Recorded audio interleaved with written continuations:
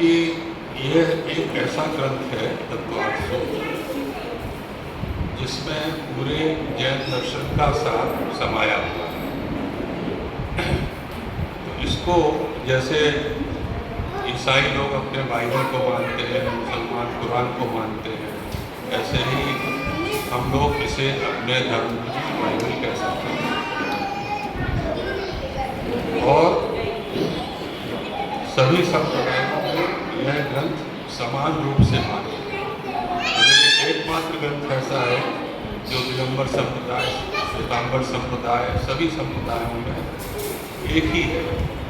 वहाँ पर इसका नाम तत्वार्थाधिगम बोल देते हैं, हम तत्वार्थ सूत्र कहते हैं। सूत्र वही है, एक दो जगह बहुत छोटे छोटे फर्क हैं, उनसे कोई विशेष परिवर्तन नहीं आता। तो इसकी ये जो टीका है तत्वार्थ सूत्र की, ये पंडित जी की हुई है और बड़ी प्रसिद्ध टीका है। और इसके मेरे ख्याल से हम अभी तक 8-10 एडिशन छाप चुके हैं, इसकी काफ़ी मांग है। तो इसमें जो पंडित जी ने प्रस्तावना लिखी है उससे इस ग्रंथ का महत्व पता लगता है। प्रस्तावना काफ़ी लंबी है, उसमें ऐतिहासिक तथ्य भी हैं जिनमें हम विशेष नहीं जाएंगे। तो उनका कहना है कि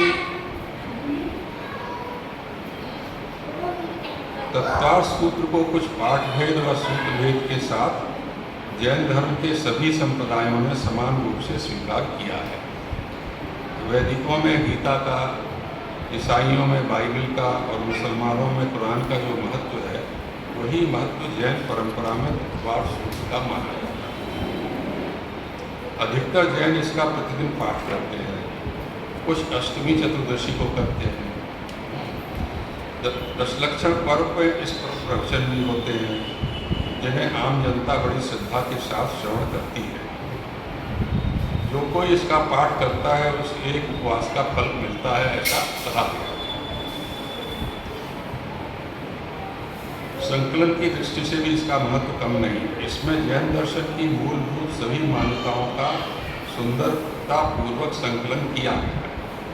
इसके अंत में मोक्ष की प्रधानता से विवेचन होने के कारण इसे लोग मोक्ष शास्त्र भी कहते हैं, किंतु पुराना नाम इसका तत्वार्थ सूत्र ही है। सभी आचार्यों ने इसका इसी नाम से उल्लेख किया है। अवश्य ही श्वेतांबर परंपरा में इसका तत्वार्थाधिगम यह नाम कहा जाता है, परंतु व्यवहार में वहाँ भी इसकी तत्वार्थ सूत्र इस नाम से ही प्रसिद्धि है। और इसकी कई टीकाएँ हैं और पंडित जी की टीका बहुत प्रसिद्ध है। इसके अतिरिक्त एक प्रज्ञाचक्षु हुए हैं पंडित सुखलाल जी, वो श्वेतांबर परंपरा के, उन्होंने बड़ी अच्छी टीका की है। इसकी टीका इंग्लिश में भी हो चुकी है। और इसकी एक विशेष टीका जो प्राचीन है और वो सर्वार्थ सिद्धि के नाम से प्रसिद्ध है। सर्वार्थ सिद्धि इसकी विशद टीका है और उसका भी हिंदी अनुवाद और संपादन पंडित फूलचंद जी ने किया है। वो भारतीय ज्ञानपीठ से प्रकाशित है, वो हमारा प्रकाशन नहीं है। और उसकी प्रस्तावना बड़ी प्रसिद्ध है। उन्होंने जो उस पर बहुत ही गंभीर प्रस्तावना लिखी है। तो मेरा मंतव्य इसके बारे में यहाँ पर करने का ये है कि आपसे इसका जो लोग नहीं जानते हैं उनसे इसका परिचय कराऊँ थोड़ा सा। और इसका पहला सूत्र आप सुन सकते हैं और संस्कृत में है। ये ग्रंथ संस्कृत में है पूरा, वैसे हमारे अधिकतर ग्रंथ प्राकृत में है लेकिन ये संस्कृत में है। सम्यक दर्शन ज्ञान चारित्राणि मोक्ष मार्ग, ये पहला सूत्र। मतलब सम्यक दर्शन, सम्यक ज्ञान, सम्यक चारित्र, यही मोक्ष मार्ग के मोक्ष का मार्ग है। और फिर इसकी विशेष व्याख्याएं शुरू हो जाती है कि मोक्ष क्या है और सम्यक दर्शन क्या है, सम्यक शब्द क्यों यूज किया गया, इत्यादि इत्यादि चलता है। तो इस पुस्तक में 10 अध्याय हैं और हर अध्याय अलग अलग विषय को लेकर के है। और इसका 5वां अध्याय बड़ा खास इसलिए माना जाता है कि इसमें बहुत सारे ऐसी बातों की चर्चा है जिन्हें हम आजकल विज्ञान में भी चर्चा करते हैं। पदार्थ का समूह, अणु परमाणु का स्वरूप, ये सब चर्चाएं उस 5वें अध्याय में आती हैं। तो मैं इस के प्रथम जो सूत्र है सम्यक दर्शन ज्ञान प्राणी मोक्ष मार्ग, इसी से शुरू करता हूँ कि आज, क्योंकि आज का दिन उत्तम संयम का, तो इसमें आप देखेंगे कि संयम जो है आपके चरित्र से संबंध रखता है, सम्यक चारित्र से। और संयम किस चीज़ का? संयम के बारे में कहते हैं कि सम्यक मन वचन काय, तीनों का संयम होना चाहिए। सबसे कठिन संयम जो होता है मन का होता है। आप बाहर कुछ बोलते रहते हो लेकिन मन कहीं और चल रहा होता है। और मन वचन काय तीनों का संयम पाना एक अत्यंत कठिन दुरूह कार्य है, और जो इसको पा लेता है उसका सम्यक चारित्र सिद्ध हो गया, ऐसा मानते हैं। तो इस उत्तम संयम की व्याख्या के साथ मैं आपको एक इस ओर ले चलता हूँ, जो कि दूसरा ग्रंथ है षट्खंडा, जो हमारा आगम का पहला ग्रंथ है। और षट्खंडागम की जो टीका है उसे धवला के नाम से जानते हैं। और पहला भाग इसके 16 भाग हैं, और पहला भाग जीव स्थान पे रहता है। उसमें जीव के तत्व की चर्चा है, जीव तत्व की। तो इसकी मैं आपको एक छोटी सी कहानी सुनाना चाहता हूँ। मैं षट्खंडागम यहाँ वाचन नहीं करना चाहता। तो कैसे इस ग्रंथ की रचना, ये बड़ा अद्भुत है, क्योंकि जब महावीर का निर्माण हुए कई सौ वर्ष बीत चुके थे, और धीरे धीरे जो ज्ञान था वो क्योंकि शुद्ध के रूप में आता था और उसका विस्मरण शुरू हो गया था, तो लोगों को ये चिंता हुई, खासकर आचार्यों को, कि ये तो लुप्त हो जाएगा, तो इसका लिपिबद्ध लेखन होना चाहिए। इसके लिए उन्होंने 2 आचार्यों को चुना, और उनकी करीब 683 वर्ष, महावीर के 683 वर्ष के बाद की बात। तो उन 2 आचार्यों का नाम था आचार्य पुष्पदंत और भूतबली। ये 2 आचार्य थे। इनको बड़ा विद्वान और बहुत ही तीक्ष्ण बुद्धि का माना जाता है। तो जो आचार्य गुणभद्र थे, उन्होंने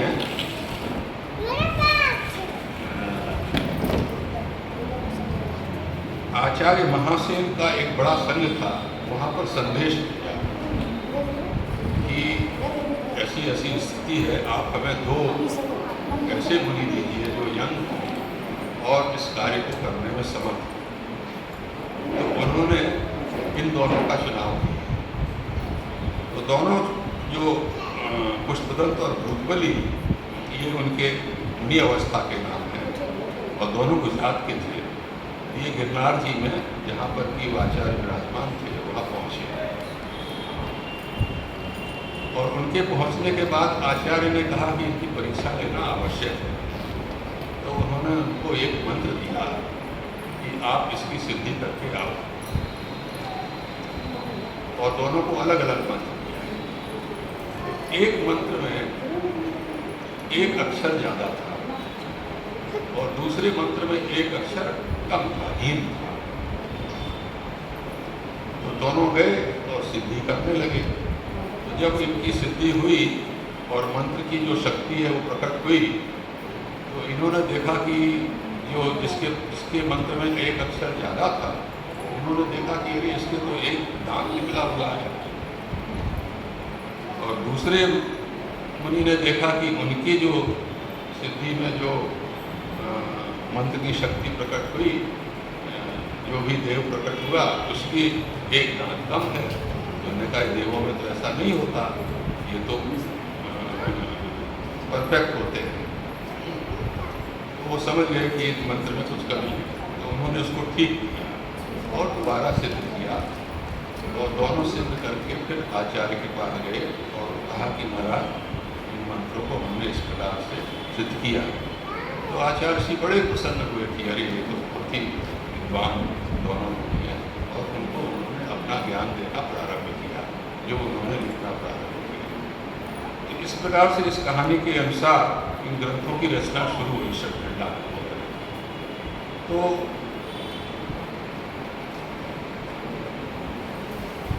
ये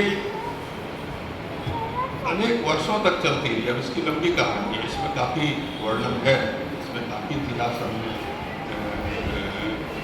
उस समय डॉक्टर नंदलाल जी की प्रस्तावना लिख रहे थे, और मैं उसको बात पढ़ता था और उसको एडिट करता था, उनसे डिस्कस करता था, तो उनसे मेरे कई बार विवाद होते थे, और कई बार मुझसे लड़ाई करते थे, बड़े विवाद होते थे कि ऐसा नहीं हो सकता, ऐसा नहीं हो सकता। लेकिन अल्टीमेटली उन्होंने मुझे लंबा पत्र लिखा कि मैं समझ गया तुम इसे कभी छापोगे नहीं। मैंने कहा नहीं, ऐसा नहीं है। हमने इस ग्रंथ की रुड़की में 2 बार वाचनाएं की। एक बार जयपुर से पंडित ज्ञानचंद भट्टीवाला को बुलाया, वो आगम के बड़े अच्छे विद्वान थे, और नंदलाल जी और मैं, और हम लोगों ने अलग से एक गेस्ट हाउस में कमरे किराए पर लिए, और वहीं रह के 1 महीने तक वाचना की पूरा, क्योंकि अंग्रेजी में कर रहे थे तो बड़ी दिक्कत होती थी। और फिर उसके बाद दोबारा जब वो टाइप सब हो गया तो दोबारा नंदलाल जी के साथ बैठकर मैंने फिर की कुछ प्रस्तावना के लेकर के बड़ा झगड़ा हुआ। प्रस्तावना उन्होंने लिखी थी 150 पेज की, मैंने उसको काट पीट के 50 पेज में कर दिया। बड़े नाराज हुए कि तुमने तो सब काट दिया। मैंने कहा पढ़ो तो सही। तो जब उन्होंने इसको पढ़ा तो बड़े प्रसन्न हुए, अरे अशोक तुमने तो बड़ा सुंदर बना दिया। तो भाई मैंने कहा उपयोगी कौन पढ़ेगा आपके 200 पेज, इसमें खाली जो तथ्य है और जो मूल चीज़ें हैं वो आनी चाहिए। इस प्रकार से पुस्तक तैयार हुई 6-7 वर्ष में, और उसके बाद दूसरा वॉल्यूम मेरे पास रखा है। मेरी हिम्मत नहीं होती इसको छूने की, क्योंकि डॉक्टर नंदलाल का देहांत हो गया। तो दूसरा और 5वां वॉल्यूम मेरे पास रखा है। ये एक अलग कहानी हो गई। हम लोग वापस अपने संयम पर आते हैं। तो संयम के विषय में मेरा एक अपना अनुभव मैं आपको बताता हूँ। अब यहाँ ये बच्चे नहीं आए हैं, क्योंकि कोई खेलकूद का मामला नहीं है आज यहाँ शायद। ये बच्चों के लिए ज़्यादा उपयोगी है। तो जब मैं कक्षा 9 में गया, मेरा स्कूल था यूनिवर्सिटी में जो पोस्ट ऑफिस के पास स्कूल है, मैं वहाँ पढ़ता था, वहाँ भर्ती कराया गया। तो उस समय उसका नाम था चिल्ड्रंस स्कूल, आजकल ये सेंट्रल स्कूल हो गया है। पहले ये बनारस हिंदू विश्वविद्यालय का चिल्ड्रन स्कूल कहलाता था, जैसे कि बनारस हिंदू यूनिवर्सिटी का सेंट्रल स्कूल कमच्छा में है, एक सेंट्रल हिंदू गर्ल्स स्कूल भी है वहाँ। इसी प्रकार से ये BHU का स्कूल है, और इसकी सारी परीक्षाएं BHU ही कंडक्ट करती है। यहाँ तक कि क्लास 10 की बोर्ड एग्जाम वो भी BHU कंडक्ट करता था, और उसका नाम होता था एडमिशन एग्जामिनेशन। उससे हमें फ़ायदा ये होता था कि अगर हम उसको पास कर जाते थे तो BHU में एडमिशन में हमें प्रेफरेंस मिलता था सीधे। तो मैं वहाँ पढ़ने लगा। अब मेरी रुचि साइंस में थी, विज्ञान पढ़ने में, मेरी और किसी विषय में कोई रुचि नहीं थी। तो जब मैं 9वीं क्लास में वहाँ गया तो जो साइंस का टीचर था, क्योंकि 10वीं में साइंस स्ट्रीम डिसाइड हो गई, उसने कहा मैंने उनसे साइंस के लिए मांगा कि मैं साइंस पढ़ूँगा। उन्होंने मुझे मना कर दिया कि नहीं, तुम साइंस के लायक नहीं, क्योंकि वहाँ पर बड़े बड़े प्रोफेसरों के बच्चे पढ़ते थे, और सब बड़े सूट कोट टाई में आइटम्स में आते थे। तो उनकी वो चमचागिरी करते रहते थे जो टीचर वगैरह। तो मैं सोचता था ये बिल्कुल तो ध्यान देता नहीं है, और क्या किया जाए। तो उस समय दशहरे में 1 महीने की छुट्टी होती थी, तो उस समय होमवर्क मिलता था बच्चों को। उसने वो किताबें दी, सब बच्चों को बताया, किताबें खरीदा। उन किताबों में सिर्फ साइंस की प्रॉब्लम्स, क्वेश्चंस, न्यूमेरिकल्स वगैरह। तो उसने मुझसे कहा कि अगर तुम ये कर लाए दोनों तो तुम्हें मैं साइंस स्ट्रीम दूँगा। मैंने देखा तो बड़ी मोटी मोटी किताबें, मुश्किल काम है। और बाकी बच्चों के यहाँ जैसे जो और दोस्त थे उनके यहाँ तो ट्यूशन भी पढ़ाने जाते थे। तो मैं एक किताबें लेके घर आ गया। मैंने एक मोटा सा रजिस्टर खरीदा। मैंने कहा मैं बैठ के करता हूँ। तो मैं करने लगा तो पहला सवाल जो है उससे पहले ही सवाल था, पहली किताब का। तो मैं 3 दिन लगा रहा। नहीं, बड़ा मुश्किल है, कैसे होगा, ये सारे सवाल हैं, सैकड़ों सवाल हैं। तो ऐसे करते करते 1 हफ्ता हो गया। लेकिन छठे 60 में वो सवाल मुझसे हो गया। मैंने कहा चलो एक तो हुआ, अब मैं दूसरा करने लगा। तो दूसरा करने में ज़्यादा टाइम नहीं लगा मुझे, मतलब 2-3 घंटे लगे होंगे, भी हो गया। ऐसे करते करते जब मैंने 10-20 या 50 सवाल कर लिए और काफ़ी समय निकल गया, अब मुझे सवाल जल्दी हो गया। अब मैं सवाल देखता था और 10 मिनट में 5 मिनट करते करते मैंने दोनों किताबें पूरी कर दी और 2 रजिस्टर भर के जब स्कूल खुला तो मैं ले गया। और सबसे उसने होमवर्क मांगा, मैं भी होमवर्क लेके गया। मैंने उसको होमवर्क दिया। जब मैंने अपनी कॉपियाँ दी तो उसने देखा, वो सोचा था क्या करके लाएगा, क्या होगा। जो देखा उसके बाद और सारे सवाल कर रखे, ऐसे लग रहा है। तो मुझे वही टेढ़ी निगाहों से देखने लगा, जैसे मैंने आपको बताया था। ये कैसे कर लाया जैसे। तो उसने कहा ठीक है जाओ। उसके बाद उसने मेरी कॉपी देखी होगी, लेकिन आप देखिए उसने मुझे पूरे नंबर नहीं दिए कॉपी, जबकि मुझे पता कि सारे सवाल किए मैंने, सब सही थे। तो उसने मुझे दोनों कॉपियों में 10 में से 7 नंबर और बच्चों को ज़्यादा दिए जिन्होंने पूरे सवाल नहीं किए थे। तो मैंने कहा ठीक है, कोई फर्क नहीं पड़ता, लेकिन उसने आपको मुझे मना नहीं कर सकता था कि मैं तुम्हें साइंस स्ट्रीम दूँगा। तो मैं साइंस स्ट्रीम में चला गया और मेरी गणित में बड़ी अच्छी पकड़ थी उस समय। धीरे धीरे इससे मुझे ये फायदा हुआ, देखिए बिल्कुल लगा रहा, धैर्य रखे करता रहा। ये फायदा हुआ कि मेरी स्थिति ये हो गई थी कि उस समय आप मेरे सामने कोई भी सवाल रख दीजिए, चाहे ज्योमेट्री का चाहे ट्रिग्नोमेट्री का, मैं ऐसे देखूंगा और उसका उत्तर दूंगा। तो जब मैं परीक्षा देने एडमिशन एग्जाम की 2 पेपर होते थे गणित के, वहाँ गया सेंट्रल इंग्लिश स्कूल में हमारा सेंटर था। तो मैं वहाँ एग्जाम देने गया। इतना बड़ा स्कूल कभी देखा नहीं था, बहुत बड़ा है, विशाल का है। गया पेपर कमरे में बैठा, पेपर आया, पेपर करने लगा और मैंने करीब 1-1.5 घंटे में सब सवाल कर लिए। और फिर मैं बैठ गया, मैं देखूँ सारे बच्चों को देखता तो कर रहा है, अरे इसने तो 2 कॉपी मांगी, इसने 3 कॉपी मांगी। अब मैंने तो पता नहीं मैंने ठीक किया, लेकिन फिर मैं दोबारा रिवाइज करने लगा, मैंने कहा ठीक ही लग रहा है। तो किसी तरह से मैं 2 घंटे के बाद कॉपी दे करके चला। तो नतीजा ये हुआ कि मुझे उसमें 100 में से 100 नंबर आए।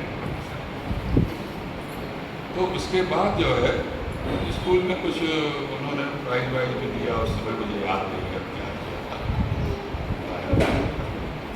तो ये देखिए, आप संयम रख के कोई भी कार्य करेंगे, धीरे धैर्य रख के उसके पीछे लगे रहेंगे, तो वो कार्य सिद्ध होगा ही होगा। और इस चीज़ को मैंने अपने जीवन में हमेशा अपनाया, चाहे जो हो मैं लगा दूँगा। ये बात बहुत आगे जा कर के मैंने अपने रिसर्च वर्क में भी देखी। जब मैंने कई बड़े काम किए होना, तो मैंने देखा कि आप इसको किसी तरह आप लगे रहो। ये सबसे बड़ी बात होती है कि आप इसके पीछे लगे हुए। क्यों? ये बड़ी ध्यान से सुन रहा है तुम्हारे काम की बात कह रहा हूँ। तो लगे रहने से ही काम होता है।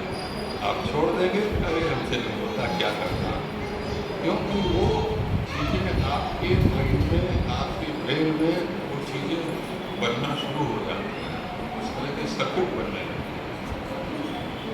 आपके न्यूरॉन्स का जो कंपोजिशन है वो उसी प्रकार से बनने लगता है। और कई सवाल तो आपके सपने में सॉल्व हो जाते हैं। आपको सपना आएगा, सपने में हमारे सोल्यूशन आ गया। ऐसा कहते हैं कि नील्स बोर को जो एटम का मॉडल है वो सपने में आया। उसने पूछा कि लेनर्स की तरह सब भूल रहे हैं चीज़ें सर्कल में। उसने कहा कि ये क्या है? उसने फिर वो प्लैनेटरी मॉडल बनाया और एटम, तो उसके लिए उसे नोबेल पुरस्कार भी मिला। तो ये एक संयम का मैं महत्व बतलाने के लिए मैंने ये कहानी बताई आपको। और संयम मन का और वचन का और काय का संयम कि भाई आप किसी से लड़ाई लड़ने में कुछ तो कर देते हैं, आप संयम रखिए। बोलने में तो बहुत ही ज़्यादा संयम रखिए, क्योंकि जो शब्द आपके मुँह से निकल गया वो वापस नहीं आता। एक बार अगर आपने कह दिया तो उसका असर होगा ही। आपने वो कर्म का बंध कर लिया। देखिए ये सब चीज़ें जैन सिद्धांत में, जैन कर्म थ्योरी में कर्म से रिलेट कर दिया कि वो कर्माणु आपके आत्मा से जाकर के चिपक गए। अब वो फल देंगे ही देंगे, आज दें या कल दें या 1 वर्ष बाद दें या अगले जन्म में, वो फल तो मिलना ही। ये नियम, इस नियम को कोई नहीं तोड़ सकता। भगवान महावीर भी नहीं तोड़ सकते, कोई नहीं तोड़ सकता। आप कितनी पूजा कर लो, कितनी अर्चना कर लो, कुछ नहीं। ये कर्म का सिद्धांत बड़ा मतलब अपने में अटल, ऐसा ये ग्रंथ खुद कहते हैं, इसको कोई नहीं बदल सकता। तो आपको ये फिर सवाल उठता है कि फिर हम क्यों पूजा करें, मंदिर में क्यों जाएं? लेकिन आप जब मंदिर में जा रहे हो वो भी एक संयम है। आप अपने ऊपर एक संयम ला रहे हो, मंदिर जाएंगे, वहाँ जाने से आपके भाव बदलेंगे, आपके भाव में एक शुद्धता आएगी, उससे आपके जो कर्म के बंध होंगे वो शुभ होंगे। इस प्रकार से आपको उसका कहीं ना कहीं लाभ तो होना ही होता है। ऐसा नहीं है कि लाभ नहीं होता उसका, लेकिन वो इस तरह से नहीं होता कि हमारे यहाँ ये नियम नहीं है कि हमने कहा शंकर भगवान को कि भगवान ये मैंने चढ़ाया है तुम्हें प्रसाद इतना, या मेरा ये काम हो जाएगा तो हम तुम्हें आके ये चढ़ाएंगे तो वो कर दो। अगर ऐसा होने लगे तो फिर हमारे यहाँ जो राग और द्वेष का जो निषेध किया गया है, भाई उसमें क्या फर्क रह गया उसमें और भगवान से। इसीलिए अगर आप कर्म सिद्धांत में जाएंगे, जो वैदिक ग्रंथ है कर्म के सिद्धांत की, वहाँ भी यही बात है। इन नियमों को कोई तोड़ नहीं सकता। कई नियम ऐसे हैं जिन्हें भगवान भी नहीं बदल सकते। तो ये बात अलग है कि व्यवहार से ऐसा कहने में आता है कि ये भगवान हमारी मदद करो, ये भगवान हमारी कृपा करो हमारे ऊपर।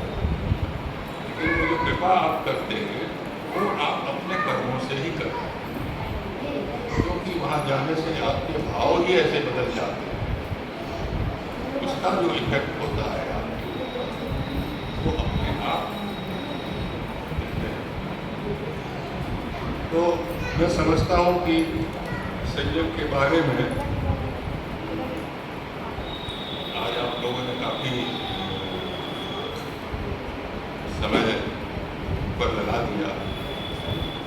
तो यहीं पर मैं अपना व्याख्यान या जो भी है समाप्त करूँगा। और मुझे क्योंकि आज जाना था, लेकिन आज मैंने जाना पोस्टपोन कर दिया है, तो मैं अभी हूँ यहाँ पर।